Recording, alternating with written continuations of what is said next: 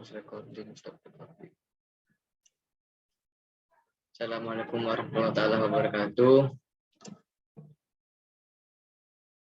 Saya Ahmad Nabil Jokil Amin dari kelas 1NB ingin melakukan presentasi tentang jurnal makalah yang kemarin. Sebelumnya mohon maaf Ibu karena tugas saya yang kemarin itu belum sempat saya kumpulin dan sudah dikerjakan. Cuma karena kemarin tidak ada balasan dari Ibu, hanya saat ini tugas saya. Tugas UTS yang kemarin sama sekarang tugas UAS. Dan filenya masih ada di saya. Dan saya kirim ke PJ karena Ibu belum buka pesan WhatsApp dari saya. Selanjutnya saya langsung ke intinya. Pengertian paragraf. Apa yang dimaksud dengan paragraf? Secara umum pengertian paragraf adalah bagian-bagian yang berbeda dari sebuah tulisan atau karangan. Biasanya berhubungan dengan satu tema khusus dan ditandai dengan baris baru, lekukan, atau penomoran. Pendapat lain mengatakan arti paragraf adalah sekumpulan kalimat di dalam suatu karangan yang di dalamnya terdapat satu ide pokok, di mana cara penulisannya menggunakan garis baru atau agak menjorok ke bagian dalam. Paragraf disebut juga dengan alinea, di mana terdapat beberapa kalimat yang saling berhubungan satu dengan yang lainnya. Di dalam satu paragraf terdapat minimal 2 kalimat yang biasanya berhubungan sehingga menghasilkan suatu informasi. Pengertian paragraf menurut para ahli. Agar lebih memahami arti paragraf, maka kita bisa merujuk pada beberapa pendapat ahli berikut. 1. Menurut Al-Qaeda. Al-Qaeda dan kawan BKK, pengertian paragraf adalah inti penuangan buah pikiran yang didukung oleh semua kalimat dalam paragraf tersebut. Mulai dari kalimat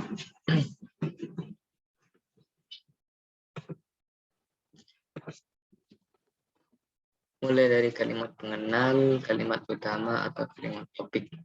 Kalimat penjelas sampai pada kalimat penutup. Himpunan kalimat ini saling bertalian atau dalam suatu rangkaian, saling bertalian dalam suatu rangkaian untuk membentuk suatu gagasan.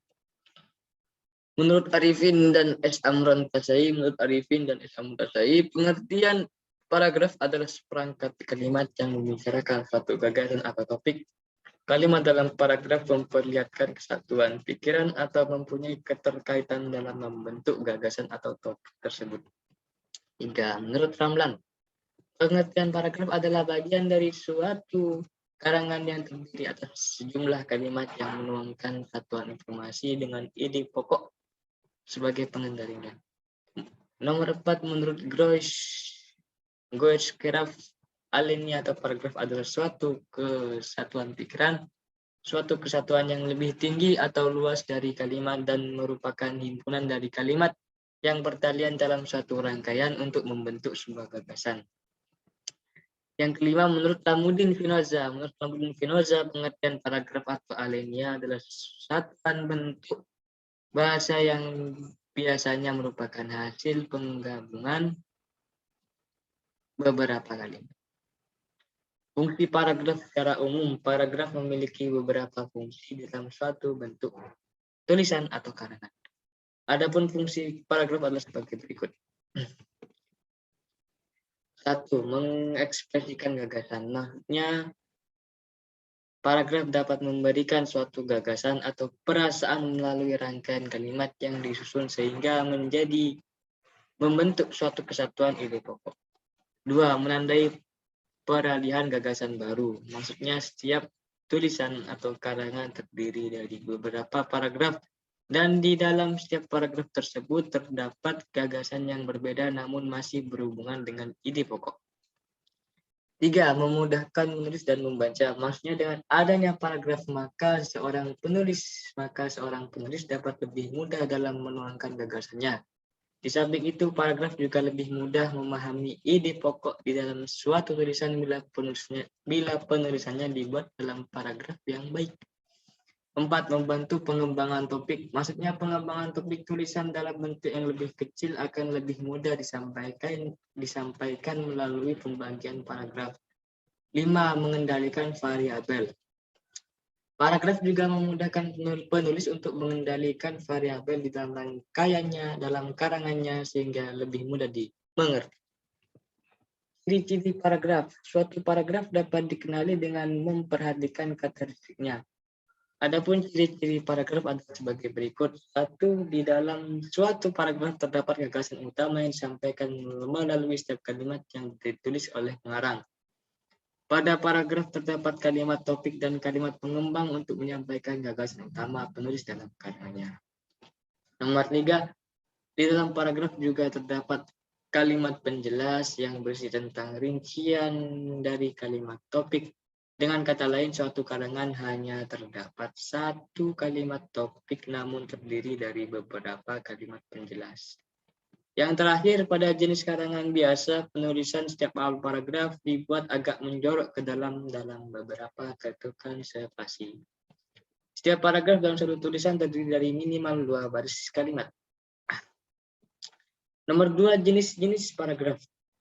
Soal nomor 2, jenis-jenis paragraf. Secara umum, paragraf dapat dikelompokkan menjadi beberapa jenis, mengacu pada pengertian paragraf di atas. Adapun jenis-jenis paragraf adalah sebagai berikut.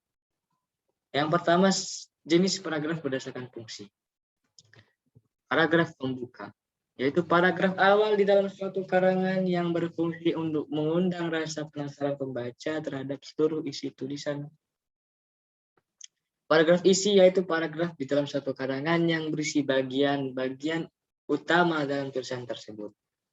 Paragraf penghubung, yaitu paragraf yang berfungsi untuk menghubungkan setiap paragraf di dalam suatu karangan sehingga menjadi satu kesatuan. Yang terakhir, paragraf penutup, yaitu paragraf yang berisi kesimpulan, ringkasan, harapan, saran, atau penegasan kembali tentang poin-poin penting di dalam suatu karangan. 2. Jenis paragraf berdasarkan letak gagasan utama. Paragraf deduktif, yaitu paragraf yang gagasan utamanya berada pada bagian awal paragraf. Paragraf induktif, yaitu paragraf yang gagasan utamanya berada pada bagian akhir paragraf. Paragraf iteratif, yaitu paragraf yang gagasan utamanya terdapat pada bagian tengah paragraf. Paragraf campuran, yaitu paragraf yang gagasan utamanya terdapat pada bagian awal dan akhir paragraf. Jenis paragraf berdasarkan isi. Paragraf eksposisi, yaitu paragraf yang isinya bertujuan untuk menjelaskan suatu informasi secara singkat dan padat kepada pembacanya. Paragraf deskripsi, yaitu paragraf yang memberikan pemaparan mengenai suatu peristiwa atau keadaan di mana tersebut, membuat pembacanya seolah-olah dapat melihat, merasakan, dan mendengar peristiwa atau keadaan yang dipaparkan. Paragraf narasi, yaitu paragraf yang isinya menceritakan suatu peristiwa dengan cara tertentu sehingga pembaca terharu atau terhibur. Paragraf persuasi, yaitu paragraf yang berisi kalimat bujukan atau rayuan untuk mempengaruhi pembacanya sehingga tertarik dengan gagasan yang disampaikan penulis. Paragraf argumentasi, yaitu paragraf yang berisi argumentasi yang meyakinkan terhadap suatu masalah sehingga pembaca mau menerima gagasan yang disampaikan penulis. Soal nomor 3, penanda paragraf. Menurut Tarigan, cara konkret istilah paragraf hanya terdapat pada ragam bahasa tulis karena jalinan kalimat yang membentuk. Sebuah paragraf hanya dapat diidentifikasikan dalam bentuk tertulis. Dalam bahasa lisan sangat sulit mengidentifikasi apakah jalinan kalimat yang diucapkan oleh seorang itu berupa paragraf atau bukan. Karena itu, penyaburan paragraf dalam pembicaraan itu merujuk pada ragam bahasa tulis. Pada ragam bahasa tulis paling tidak ada 2 penanda yang digunakan untuk mengidentifikasikan sebuah paragraf, yaitu 1. Paragraf ditandai dengan permulaan kalimat yang menjorok ke dalam kira-kira 5 atau 7 ketukan mesin ketik. Oleh karena itu, pembaca dengan mudah dapat mengenali permulaan tiap-tiap paragraf. Bahkan jika perlu, pembaca pun dapat menghitung jumlah paragraf dalam sebuah karya sastra. Dua, perenggangannya itu dengan memberi jarak tertentu antara paragraf yang satu dengan yang lain. Lebar perenggangan itu umumnya lebih renggang jarak spasi yang digunakan dalam tulisan yang bersangkutan. 4. Syarat paragraf yang baik dan benar dalam bahasa Indonesia. Menurut Kamus Besar Bahasa Indonesia, paragraf atau alinea merupakan bagian bab dalam satu karangan yang mengandung suatu ide pokok dan penulisannya dimulai dengan suatu garis baru. Paragraf sendiri mempunyai beberapa jenis, di mana jenis-jenis paragraf tersebut antara lain paragraf deduktif, paragraf induktif, paragraf campuran, paragraf narasi, paragraf argumentasi, paragraf deskripsi, dan contoh paragraf analog singkat. Paragraf analogi singkat. Dalam penulisannya sebuah paragraf mesti memenuhi beberapa syarat-syarat tertentu agar penulisannya baik dan benar. Adapun syarat-syarat paragraf yang baik dan benar adalah sebagai berikut. 1. Mempunyai kelengkapan unsur-unsur paragraf di dalamnya. Sebuah paragraf yang baik dan benar harus mempunyai kelengkapan sejumlah paragraf di dalamnya. Adapun unsur-unsur paragraf yang dimaksud antara lain, gagasan utama.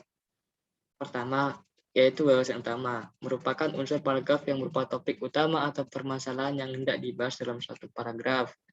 Kalimat utama, kalimat yang berisi gagasan utama suatu paragraf. Yang terakhir, kalimat penjelas merupakan kalimat yang menjelaskan gagasan utama yang terkandung di dalam satu kalimat utama. Untuk dapat memahami ketiga unsur itu, berikut ditampilkan sebuah paragraf yang mengandung ketiga unsur yang telah disebutkan di atas. Berdasarkan bentuknya,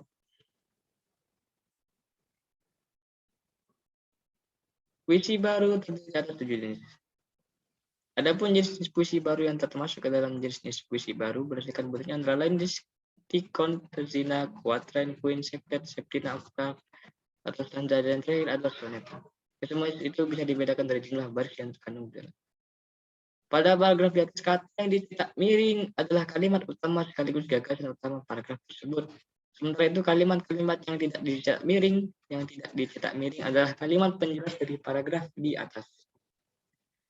Yang kedua, setiap unsur-unsur paragraf harus mempunyai satu kesatuan antara satu unsur dengan unsur lainnya. Unsur-unsur paragraf yang telah disebutkan sebelumnya, gagasan utama, kalimat utama, dan kalimat penjelas mesti membentuk satu kesatuan yang padu, di mana kalimat penjelas mesti mampu menjelaskan gagasan utama yang terkandung di dalam kalimat utama secara baik dan sesuai dengan gagasan utama yang disebut. Jika syarat ini tidak terpenuhi, maka sebuah paragraf belum dikatakan baik dan benar. Ketiga, mempunyai kepaduan di antara setiap unsur dalamnya. Jika semua unsur paragraf dapat membentuk suatu kesatuan, maka paragraf tersebut sudah menjadi paragraf yang baik dan benar, serta sudah memenuhi syarat yang ketiga ini. Adapun salah satu ciri paragraf yang padu adalah adanya hubungan makna yang logis dan saling berhubungan antara gagasan utama dan gagasan penjelas. Dengan adanya kepaduan tersebut, maka sebuah paragraf bisa dipahami secara baik dan logis oleh para pembaca. Salah satu cara yang dapat dilakukan untuk membentuk suatu kepaduan dalam kalimat adalah dengan menggunakan konjungsi ke dalam paragraf. Adapun jenis-jenis konjungsi yang dapat digunakan di dalam satu kalimat adalah konjungsi antar kalimat dan konjungsi intra kalimat. Konjungsi kalimat merupakan konjungsi yang menghubungkan satu kalimat dengan kalimat lain yang ada di dalam paragraf. Sementara itu konjungsi intra kalimat merupakan konjungsi yang menghubungkan dua unsur yang ada di dalam kalimat suatu paragraf. Dari pemaparan di atas bisa disimpulkan bahwa salah paragraf yang baik dan benar dalam bahasa Indonesia antara lain mempunyai kelengkapan, kesatuan, dan kepaduan unsur-unsur paragraf yang terkandung dalam suatu paragraf. Yang terakhir, pengembangan paragraf. Berdasarkan teknik pengembangan paragraf, yang pertama dapat dilihat dari sudut pandang teknik. Berdasarkan tekniknya, pengembangan paragraf dapat dikelompokkan menjadi dua, yaitu 1. Pengembangan secara alamiah dan 2. Pengembangan secara logis. Pengembangan secara alamiah, paragraf yang dikembangkan berdasarkan urutan waktu bersifat kronologis.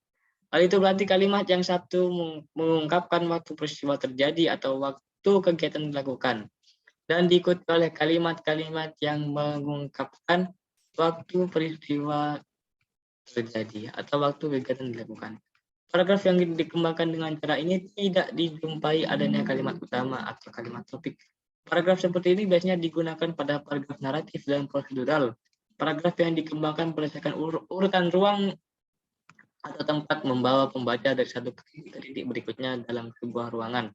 Hal itu berarti kalimat yang satu mengungkapkan satu bagian atau gagasan yang terdapat pada posisi tertentu dan diikuti oleh kalimat-kalimat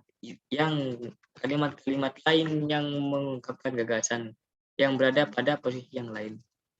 Pengungkapan gagasan dengan urutan ruang ini tidak boleh sembarangan, sebab cara yang demikian akan mengakibatkan pembaca mengalami kesulitan memahami pesan. Paragraf seperti ini biasanya dilakukan pada paragraf deskriptif. Pengembangan secara logis, pengembangan paragraf secara logis maksudnya adalah pengembangan paragraf menggunakan pola pikir tertentu. Pengembangan paragraf secara logis dapat dikelompokkan menjadi dua, yaitu klimaks, antiklimaks, dan umum khusus. Paragraf yang dikembangkan klimaks, antiklimaks sebagai menjadi dua, yang pertama klimaks dan yang kedua antiklimaks. Pengembangan paragraf secara klimaks dilakukan dengan cara menyajikan gagasan-gagasan yang berupa rincian yang dianggap sebagai gagasan bawahan. Kemudian diakhiri dengan gagasan yang paling tinggi, atas atau kompleks kedudukannya atau kepentingannya. Sebaliknya, pengembangan paragraf secara antiklimaks dilakukan dengan terlebih dulu gagasan yang dianggap paling tinggi, atas atau kompleks kedudukannya atau kepentingannya, baru diikuti dengan gagasan-gagasan yang berupa rincian yang dianggap sebagai gagasan bawahan, gagasan yang dianggap kurang penting atau rendah kedudukannya. Pengembangan paragraf berdasarkan kriteria umum khusus dapat dikelompokkan menjadi dua, yaitu paragraf yang dikembangkan dengan cara umum ke khusus dan khusus ke umum. Paragraf yang dikembangkan secara umum ke khusus berupa paragraf yang dimulai dengan gagasan umum yang biasanya merupakan gagasan utama, kemudian diikuti dengan gagasan khusus sebagai gagasan penjelas atau rincian. Paragraf yang dikembangkan dengan cara umum ke khusus ini biasa disebut dengan paragraf jadi. Paragraf yang dikembangkan secara khusus ke umum berupa paragraf yang dimulai dengan gagasan khusus sebagai gagasan penjelas atau rincian. Kemudian diikuti dengan gagasan umum yang biasanya merupakan gagasan utama. Paragraf yang dikembangkan dengan cara khusus umum ini biasa disebut dengan paragraf induktif. Pengembangan paragraf logis umum khusus ini baik dengan cara umum ke khusus deduktif maupun khusus ke umum induktif paling banyak digunakan. Lebih-lebih dalam karya ilmiah, karena karya ilmiah pada umumnya merupakan sintesis antara deduktif dan induktif. Mungkin cukup sekian presentasi dari saya. Kurang lebihnya saya mohon maaf. Semoga penjelasan saya dapat diterima. Dan ini adalah tugas buat saya. Ahmad Nafid Dzakir Amin. Baik Bu, kurang lebihnya saya mohon maaf. Assalamualaikum warahmatullahi wabarakatuh. Semoga Ibu sekeluarga sehat selalu dan mendapatkan maunah dari Allah Subhanahu wa taala. Perlindungan dan berkah hidupnya dari Allah Subhanahu wa taala kepada Ibu dan sekeluarga. Amin amin ya. Kalau saya mohon maaf. Wassalamualaikum warahmatullahi wabarakatuh.